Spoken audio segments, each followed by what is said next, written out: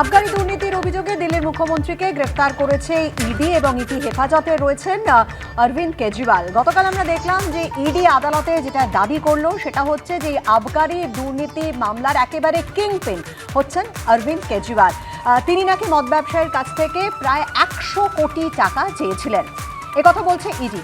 মমতা বন্দ্যোপাধ্যায় একদিকে যখন বলছেন যে বিরোধী মুখ্যমন্ত্রীদের টার্গেট করা হচ্ছে, তখন আবার দেখলাম যে প্রদেশ কংগ্রেস সভাপতি অধীর চৌধুরী বলছেন যে ইন্ডিয়া জোটে থাকার জন্যই অরবিন্দ কেজরিওয়ালকে জেলে যেতে হলো, আর এবং সেই জোটে না থাকার জন্য মমতা বন্দ্যোপাধ্যায় এবং তৃণমূল কংগ্রেস বারবার ছাড় পেয়ে যাচ্ছে। একটা প্রশ্ন বারবার সামনে আসছে, সেটা হচ্ছে এই আবগারি দুর্নীতি মামলায় দিল্লিতে কেন্দ্রীয় এজেন্সিকে যতটা তৎপর দেখা যাচ্ছে, যতটা কঠোর দেখা যাচ্ছে, এই বাংলায় শিক্ষায় নিয়োগ দুর্নীতি বলুন, রেশন দুর্নীতি বলুন, তাতে কেন ততটা কঠোর মনোভাব নিতে দেখা যাচ্ছে না? এদিকে বারবার প্রশ্ন তুলছেন বিরোধীরা। সেটিংয়ের তত্ত্ব খাড়া করছে কংগ্রেস এবং সিপিএম। সব কিছু নিয়ে আলোচনা করবে এবং অবশ্যই ইলেকটোরাল বন্ড তো থাকবেই। আলোচনা করতে এই মুহূর্তে আমাদের সঙ্গে স্টুডিওতে যারা রয়েছেন পরিচয় করিয়ে দিই। রয়েছেন রাহুল চক্রবর্তী, রয়েছেন রবীন্দ্রনাথ ভট্টাচার্য, সৈকত গিরি এবং অভ্র সেন। সকলকে স্বাগত জানাচ্ছে এবিপি আনন্দ স্টুডিওতে। শুরুতেই আপনাদের দেখাবো আবগারি দুর্নীতির অভিযোগে দিল্লির মুখ্যমন্ত্রী অরবিন্দ কেজরিওয়ালকে গ্রেফতার করেছে ইডি। আর এই প্রেক্ষাপটে এ রাজ্যের বিজেপি নেতারা প্রশ্ন তুলছে, দিল্লির ক্ষেত্রে যা বলা হচ্ছে বাংলাতেও তা প্রযোজ্য নয় কি? পাল্টা সিপিএম কংগ্রেস আবার প্রশ্ন তুলছে, দিল্লিতে ইডির যে তৎপরতা তা বাংলায় উধাও কি সেটিংয়ের জন্য?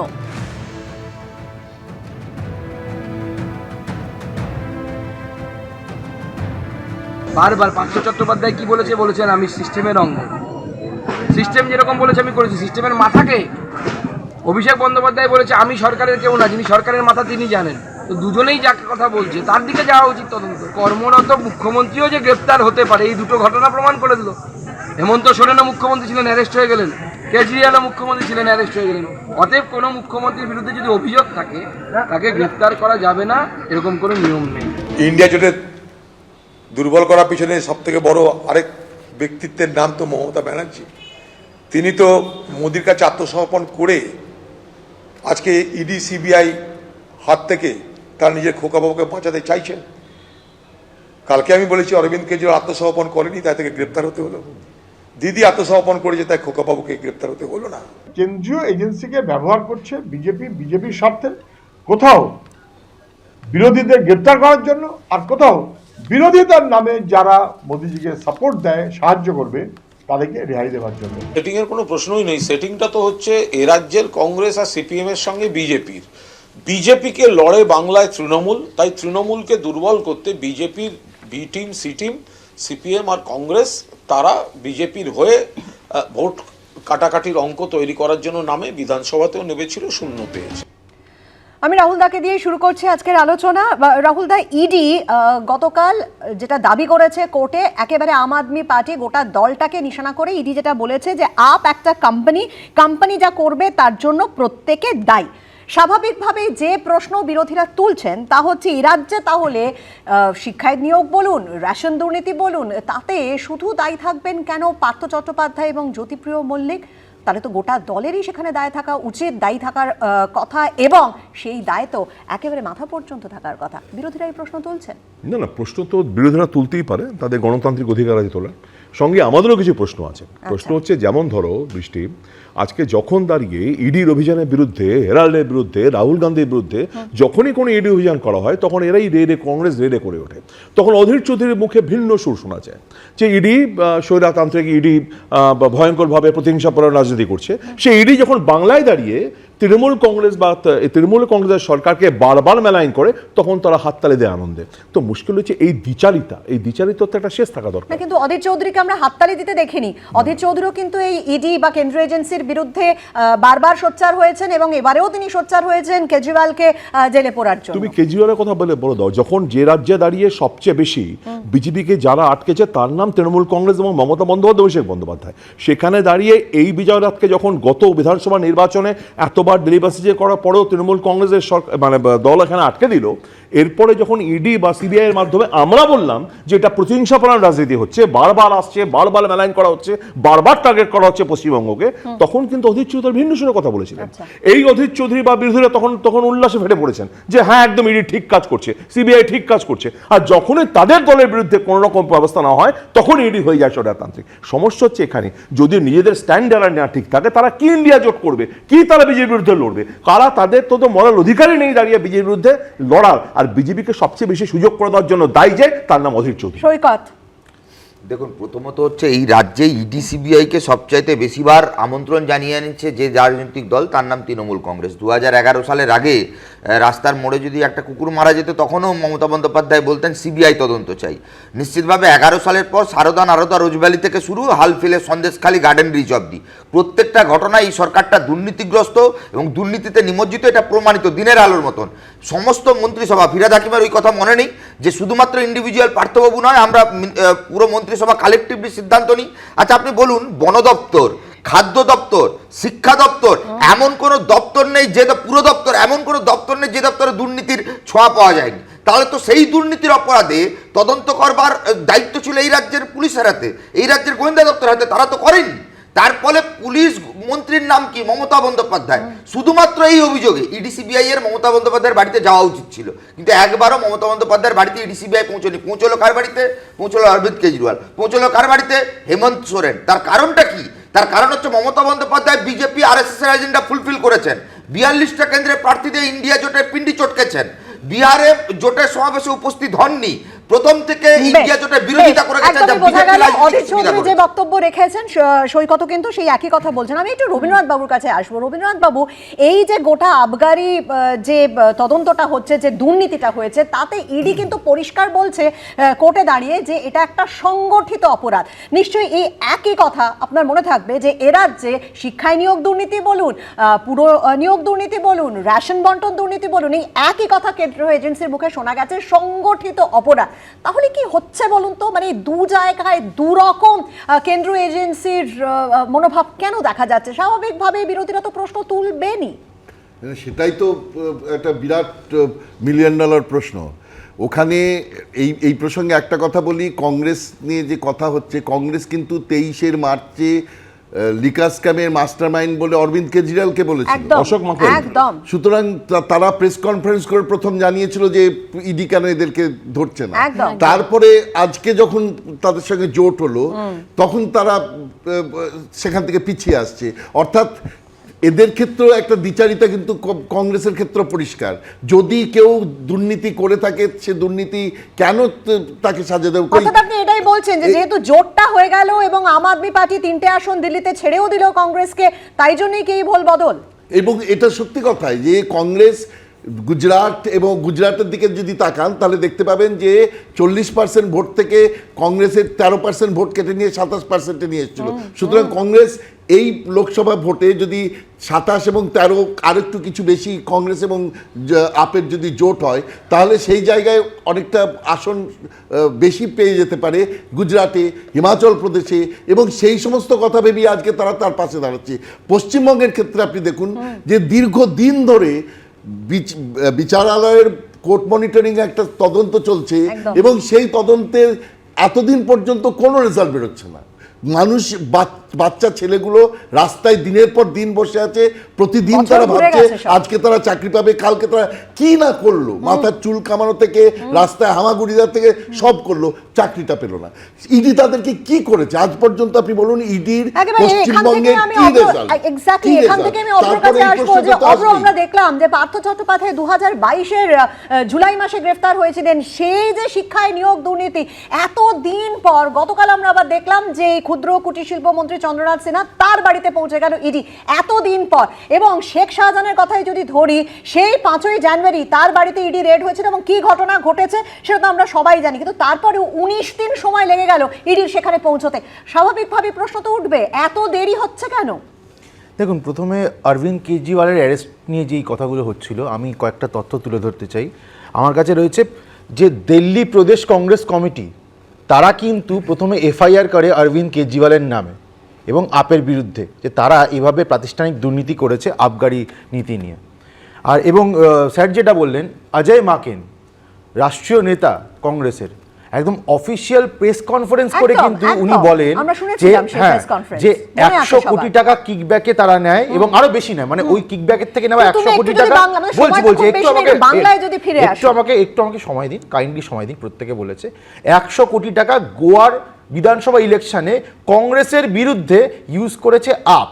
আজকে যখন দাঁড়িয়ে আপের বিরুদ্ধে এই ধরনের তদন্ত হচ্ছে বা অ্যারেস্ট হচ্ছে, তখন কংগ্রেস তথা পিন্ডি জোটের অন্যান্য সদস্যদের স্ট্যান্ডগুলো কিন্তু খুব হাস্যকর হয়ে দাঁড়াচ্ছে। এটা বোঝা যাচ্ছে যে স্বার্থান্বেষী জোট ছাড়া এরা আর কিছু সবই না। বুঝলাম। এবং আমি কিন্তু বাংলা কেন্দ্রীয় এবার ফিরছি, এজেন্সির এবার যে ফিরছি, ভূমিকা এবার আমরা ফিরছি। রাজ্যে দেখছি। হ্যাঁ, এবার ফিরছি। পরিষ্কার বক্তব্যটা হচ্ছে, দিল্লি কেন, আপনি অন্যান্য এই ধরনের ঘটনাগুলো যদি দেখেন, আপনাদের কাছে পরিষ্কার হয়ে যাবে যে যখন প্রাতিষ্ঠানিক দুর্নীতি কিছু হয়, অর্গানাইজড ক্রাইম কিছু হয়, তখন কিন্তু সেই রাজ্যের মাথাদের ইন্ধন ছাড়া বা গ্রিন সিগন্যাল ছাড়া বা সমর্থন ছাড়া সেটা করা সম্ভব নয়। আমরা ঝাড়খণ্ডেও এটা দেখলাম, আমরা দিল্লিতেও এটা দিল্লিতেও দেখছি। দেখলাম, হ্যাঁ। আমাদের এখানে যেটা প্রেক্ষাপট, সেটা হচ্ছে, আমি ক্যাটাগরিক্যালি বলছি, চালচোর বালু বা চাকরিচোর পার্থ, এরা এদের সাঙ্গপাঙ্গদের নিয়ে যে হাজার হাজার কোটি টাকা দুর্নীতি করেছে, এদের পক্ষে একা এটা করা সম্ভব ছিল না। নিশ্চয়ই দলীয় স্তরে বা তো প্রশাসনিক স্তরে, দুর্নীতির আমাকে এই বলতে দিন, তদন্ত না, কাইন্ডলি শেষ আসবো, করতে দিন, আমি আসবো। শেষ করছি। প্রশাসনিক স্তরে বা দলীয় স্তরে নিশ্চয়ই টপমোস্ট লিডারশিপের থেকে যদি একেবারেই ইন্ধন অভয় আপনার আসবো। সাথে তবে থাকে, এই সেটা দুর্নীতির সম্ভব তদন্তটা নয়। এই সাঙ্গপাঙ্গদের মধ্যেই কি শেষ হয়ে যাচ্ছে? আপনি কারণ তাই- উপরে আমাকে কিন্তু তাই উঠছে শেষ না। করতে চন্দ্রনাথ দেন, সিনহার বলছি বাড়িতে আপনি ইডি শেষ করতে পৌঁছয়, ম্যারাথন তল্লাশি চলে। এনফোর্সমেন্ট ডিরেক্টরের সূত্রে দাবি, যুব তৃণমূলের বহিষ্কৃত নেতা কুন্তল ঘোষের বাড়িতে উদ্ধার হওয়ার রেজিস্টারে মিলেছে মন্ত্রীর নাম। দেখুন। কেন্দ্রীয় বাহিনীকে সঙ্গে নিয়ে 5টি গাড়িতে ইডির প্রায় 12 জন অফিসার এই দিন মন্ত্রীর বাড়িতে হানা দেন। চন্দ্রনাথ সিনহার বাড়ির রক্ষীরা ইডির আধিকারিকদের জানান, মন্ত্রী বাড়িতে নেই, মুরারইয়ে গ্রামের বাড়িতে গিয়েছেন। সূত্রের খবর, চন্দ্রনাথ সিনহার বাড়িতে তখন ছিলেন তার স্ত্রী ও ছোট ছেলে। তাদের উপস্থিতিতে যাবতীয় মোবাইল ফোন বাজেয়াপ্ত করে ইডির আধিকারিকরা দোতলা বাড়ির 2টি তলাতেই তল্লাশি শুরু করেন। জ্ঞানত কোনো অন্যায় করিনি, জিজ্ঞাসাবাদ করার পূর্বে নিশ্চয়ই উত্তর দেবো, সহযোগিতা করবো। এনফোর্সমেন্ট ডিরেক্টরেট সূত্রে দাবি, যুব তৃণমূলের বহিষ্কৃত নেতা কুন্তল ঘোষকে গ্রেফতারির আগে তার বাড়িতে যখন তল্লাশি চালানো হয়েছিল, তখন উদ্ধার হয়েছিল একটি রেজিস্টার। ইডি সূত্রে দাবি, সেই রেজিস্টারে মন্ত্রী চন্দ্রনাথ সিনহার নাম মিলেছে। ইডি সূত্রে আরও দাবি, মন্ত্রী চন্দ্রনাথ সিনহার নামের পাশেই ছিল 100 জন প্রার্থীর তালিকা। কেন্দ্রীয় এজেন্সি সূত্রে দাবি, নিয়োগ দুর্নীতি মামলায় ধৃত তাপস মণ্ডল ও কুন্তল ঘোষের বয়ানেও মন্ত্রী চন্দ্রনাথ সিনহার নাম উঠে আসে। তাদের জেরা করে একজন মধ্যস্থতাকারীর নামও পাওয়া যায়। সেই মধ্যস্থতাকারীর বক্তব্যে মিলেছে মন্ত্রী চন্দ্রনাথ সিনহার নাম। ইডি সূত্রে দাবি, চন্দ্রনাথ সিনহাই ওই 100 জন প্রার্থীর নাম স্কুলে চাকরির জন্য সুপারিশ করেছিলেন কিনা, তিনি সুপারিশ করে থাকলে তার সুপারিশ করা প্রার্থীদের বেআইনিভাবে নিয়োগ হয়েছিল কিনা, স্কুলে নিয়োগ দুর্নীতি চক্রের অন্যতম বড় মডিউল কি বীরভূমে সক্রিয়, সে বিষয়ে জানতেই মন্ত্রীর বাড়িতে তাদের এই অভিযান। শিক্ষায় নিয়োগ দুর্নীতির অভিযোগ সংক্রান্ত মামলায় এদিন চেতলায় তৃণমূল নেতা বিশ্বরূপ বসু ওরফে বুবুর বাড়িতে হানা দেয় ইডি। রাজ্যের এক দাপুটে মন্ত্রী, তিনি ঘনিষ্ঠ বলে পরিচিত। শুক্রবার সকালে লেকটাউনের এই আবাসনে পৌঁছে যায় ইডি। এই আবাসনের 5 তলায় থাকেন ট্যাক্স কনসালটেন্ট ও আর্থিক পরামর্শদাতা সত্যেন্দ্র ঝুনঝুনওয়ালা। প্রায় 2 ঘন্টা তল্লাশির পর সত্যেন্দ্র ঝুনঝুনওয়ালাকে নিয়ে বিরাটিতে তার দাদা বীরেন্দ্র ঝুনঝুনওয়ালার বাড়িতে পৌঁছে যায় ইডির টিম। এদের সঙ্গে রাজ্যের এক প্রভাবশালী মন্ত্রী ও আমলার যোগ রয়েছে বলে সূত্রের খবর। প্রকাশ সিনহা, ভাস্কর মুখোপাধ্যায় ও পার্থপ্রতিম ঘোষের রিপোর্ট, এবিপি আনন্দ। একদিকে যেমন ইডির তৎপরতা, তেমনি অন্যদিকে আইটির তৎপরতাও। টানা প্রায় 71 ঘন্টা ধরে চলল আয়কর দপ্তরের তল্লাশি অভিযান। অবশেষে শনিবার ভোর রাতে স্বরূপ বিশ্বাসের বাড়ি ছাড়লেন আয়কর আধিকারিকরা। আয়কর হানায় কিছুই পাওয়া যায়নি দাবি স্বরূপের। সাংবাদিকদের মুখোমুখি হয়ে তিনি জানান, পরিবারের সদস্যদের কাছে মূলত উপার্জনের উৎস নিয়ে জানতে চান আয়কর আধিকারিকরা। অভিযোগ, রাজনৈতিক প্রতিহিংসার কারণেই আয়কর হানা। সম্পূর্ণভাবে সবাই বোঝা যাচ্ছে না, রাজনৈতিক উদ্দেশ্য প্রণীতভাবে যারা আমরা তৃণমূল কংগ্রেস করি তাদের সবার বাড়ি বাড়িতে অ্যাটাক করা হচ্ছে, তাদের রাজনৈতিকভাবে আমাদের দুর্বল করে দেওয়া যায়। এইসব করে আমাদের কোনো লাভ নেই, কোনোভাবেই আমাদের দমানো যাবে না। আমরা তৃণমূল কংগ্রেস করি, আমাদের নেত্রী মমতা বন্দ্যোপাধ্যায় আমাদের গলা কেটে ফেললেও তার নাম পরিবর্তন হবে না। এতদিন ধরে যে এরা করলো, আমি জানি না ওদের আইডেন্টিফিকেশন, মানে ওদের কী ইনভেস্টিগেশনে কী রিপোর্ট, সেটা আপনারা নিশ্চয়ই জানবেন। কিন্তু আমার বাড়ি থেকে কোনো ক্যাশ সিজ হয়নি, কোনো অর্নামেন্ট সিজ হয়নি, কোনো পেপারস সিজ হয়নি। তো তারপরে কেন হলো সেটা ওনারাই বলতে পারবেন। বিভিন্ন বিষয়, আমাদের আর্থিক বিষয় জানতে চাইনি, যা যা আনসার চেয়েছেন প্রত্যেকটা আনসার আমরা দিয়েছি। প্রত্যেকটা ওরাও খুব আমাদের সঙ্গে কোঅপারেট করেছেন, কোনো বাজে ব্যবহার করেননি, এটাও সত্যি কথা। এবং যা যা চেয়েছেন আমরা সব দিয়েছি।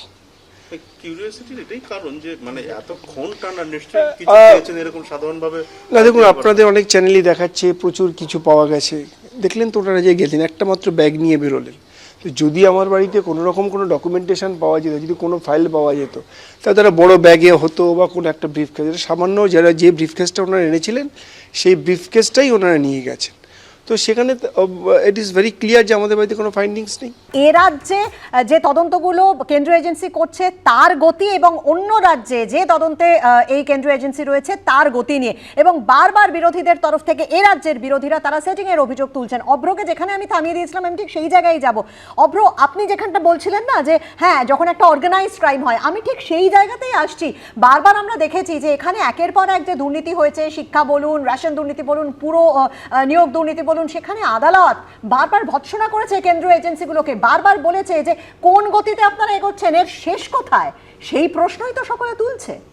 দেখুন, পৃথিবীর মধ্যে তো একটা আলাদা দৃষ্টান্ত স্থাপন করেছে তৃণমূল কংগ্রেস সরকার। আপনি আরেকটা রাজ্যের এরকম গভর্নমেন্ট দেখিয়ে দিন আমাদের দেশে এই মুহূর্তে দাঁড়িয়ে, যেখানে 52টা ডিপার্টমেন্ট আছে, তো হাতে গুনে বলা যাবে কোন কোন ডিপার্টমেন্টে দুর্নীতি এখনো ধরা পড়েনি। বাকি সব ডিপার্টমেন্টই আইদার ধরা পড়ে গেছে দুর্নীতি বা দুর্নীতির অভিযোগ এসে গেছে। এই প্রেক্ষাপটে আপনাকে বুঝতে হবে ইডি তো সারা দেশ জুড়ে কাজ করে, এবং যারা যারা অ্যারেস্ট হয়েছে, আমি বলছিলাম এই চালচোর বালু বা এই চাকরিচোর পার্থ, এরা কিন্তু কেন্দ্রীয় তদন্তকারী সংস্থাদের হাতেই অ্যারেস্ট হয়েছে। রাজ্যের এতগুলো যে এক্সিকিউটিভ বডিজ, ধরুন ইকোনমিক্স অফেন্সেস উইং হতে পারে, সিআইডি হতে পারে, বা অন্য কোনো গোয়েন্দা সংস্থা হতে পারে, এদের হাতে কিন্তু কোনো রকমের তথ্য নাকি ছিল না। প্রশ্নটা যে জায়গায় যে তৎপরতা কই এ রাজ্যে, এটাই কিন্তু বারবার আমি ওটাই বলছি। কংগ্রেস, সিপিএম, সিপিআই তারা সাইড থেকে খঞ্জনি বাজাচ্ছে, খঞ্জনি বাজাতে দিন, কিন্তু মানুষের কিন্তু ভরসা আছে কেন্দ্রীয় তদন্তকারী সংস্থাদের ওপরেই। কারণ যারা যারা অ্যারেস্টেড হয়েছে তারা কিন্তু কেন্দ্রীয় তদন্তকারী সংস্থার হাতেই অ্যারেস্টেড হয়েছে। রাজ্যের তদন্তকারী সংস্থাগুলো কিচ্ছু করেনি, বরং এদের সেফগার্ড করেছে। আর দ্বিতীয়ত, শেষ করি আর 5 সেকেন্ড, আমি যেটা বলছি যে আমরা পরিষ্কার বুঝতে পারছি মাথার যদি ইন্ধন না থাকে বা আশীর্বাদ না থাকে এই ঘটনা ঘটা সম্ভব নয়। খালি চালচোর বালু বা এই চাকরিচোর পার্থর পক্ষে কিন্তু এতটা ক্রাইম সংগঠিত করা সম্ভব ছিল না। এই দিকে এগোতে হবে। আমরা আশা করব ইডি বা সিবিআই এবার মাথার দিকে এগোবে এবং তাদেরকে ধরবে। মাথার দিকে এগোবে, এটাই আমরা শুনে আসছি। আমি এখানেই যাব তোমার কাছে সৈকত। সেটা হচ্ছে যে কথা অভ্র বলছে, সেই একই প্রশ্ন কিন্তু তোমরাও তুলছো, কিন্তু কোথাও জানি না বিষয়টা এক জায়গায় গিয়ে কেন জানি না যোগ হচ্ছে না, আলাদা হয়ে যাচ্ছে শেষে গিয়ে। কেন? তার কারণ হচ্ছে, দেখুন এখানে অভ্র কিছু করার নেই। ভারতীয় জনতা পার্টির টপ টু বটম এই তৃণমূলের বিরুদ্ধে লড়াইয়ের কথা বলে বিজেপির হয়ে ভোটে দাঁড়িয়ে যাচ্ছে। এই নির্বাচনে 3 জন বিজেপির বিধায়ক যারা তৃণমূলের লোকসভা নির্বাচনে তৃণমূলের প্রার্থী হয়ে লড়াই করছে। স্বাভাবিকভাবে এই রাজ্যে তৃণমূল বিজেপি দুর্নীতির প্রশ্নে, চুরির প্রশ্নে, লুটের প্রশ্নে মিলেমিশে একাকার। দেখুন, টেট বিশ্বজিতের পাশে দাঁড়িয়ে চোর পার্থ টেট চোর পার্থর বিরুদ্ধে লড়াই করা সম্ভব নয়। বিরোধী দলনেতা শুভেন্দু অধিকারীকে বানিয়ে এই রাজ্যে তৃণমূল কংগ্রেসের 11 থেকে 21 অব্দি 10 বছরের গণতন্ত্র হত্যা, লুট, চুরির বিরুদ্ধে লড়াই সম্ভব নয়। আমরা বলছি আসলে দিদির মাথায় দাদার হাত, তাই কেউ খাচ্ছে না জেলের ভাত। অথচ কেজরিওয়াল, হেমন্ত সোরেন, বিহার নেতা চন্দ্রশেখরের মেয়ে, তারা সবাই জেলের ভেতরে। কবে জেলে যাবে মমতা ভাইপো, এই প্রশ্নের উত্তর বিজেপিকে দিতে হবে। হয়েছে। আমি বলি একটা কথা হচ্ছে, প্রথম কথা দেখো, এই যে অপরাধগুলো কথা বললো, আমি সেখানে প্রশ্ন পড়ো আসছি। এই যে অরবিন্দ কেজরিওয়ালের বিরুদ্ধে যে ব্যবস্থা নেওয়া হয়েছে বা যাই হয়েছে, আজকে দাঁড়িয়ে তুমি দেখো 2023 সালে মে মাসে শরৎ রেড্ডি যাকে গ্রেপ্তার করেছিল ইডি এই অভিযোগে দাঁড়িয়ে, এই আবগারি অভিযোগে, পরবর্তীকালে দেখা যায় তিনি জামিন পেলেন এবং ইলেকট্রাল বন্ডে 5 কোটি টাকা প্রথমে, পরবর্তীকালে প্রায় 35 কোটি টাকা। আমি বলি কে নিয়েছিল? বিজেপি নিয়েছিল না, এটা বলতে তো হবে আমাকে যে বিজেপি নিয়েছিল 25 কোটি টাকা, এবং সে জামিনে বেকসুর খালাস। তার পরবর্তীকালে সে হয়ে গেল রাজসাক্ষী। পরবর্তীকালে তার একটি সংস্থা তা আবার 10 কোটি, মানে প্রায় 50 কোটি টাকা তারা বিজেপিকে দিয়েছিল ইলেকট্রাল বন্ডে। তাহলে সে আজকে দাঁড়িয়ে শুধু এটাই নয়, বাকি যদি বিজেপির হিম্মত থাকে বা এদের হিম্মত থাকে, যে নামগুলো আমরা বারবার বলেছি, আমি মানলাম ঠিক আছে সবাই দুর্নীতিগ্রস্ত আর বিজেপি ছাড়া সবাই দুর্নীতিগ্রস্ত, তাহলে বাকি এই যে হেমন্ত বিশ্ব শর্মা, নারায়ণ রানে, বুঝলাম, নিশ্চিত প্রামাণিক কিন্তু শুভেন্দু অধিকারী রাহুল যাদের দা, বিজেপি চল সেই করেছে একই আপনি তাদের আবার কেন সেই নিয়ে অন্য আসা হচ্ছে না? সেই অন্য রাজ্যতেই গেলেন এবং অন্য রাজ্য বলে বিজেপি শুভেন্দু অধিকারী নিশ্চিত প্রামাণিক, তাদের বিরুদ্ধে ব্যবস্থা নেই কেন? যদি বিজেপি ক্ষমতা থাকে কেন কেন্দ্রীয় এজেন্সিকে বা দেখা হলো না সেই প্রশ্ন তাহলে আমরাও তাদেরও করি, একই কাজ কিন্তু করা এ দরকার। রাজ্যে সেই তৎপরতা দেখি না কেন? ছিল এটাই প্রশ্ন, যে প্রশ্নের উত্তর কিন্তু না অভ্র থেকে পেলাম, অবশ্যই রাহুলের কাছ থেকে পেলাম না, রাহুল দার কাছ থেকে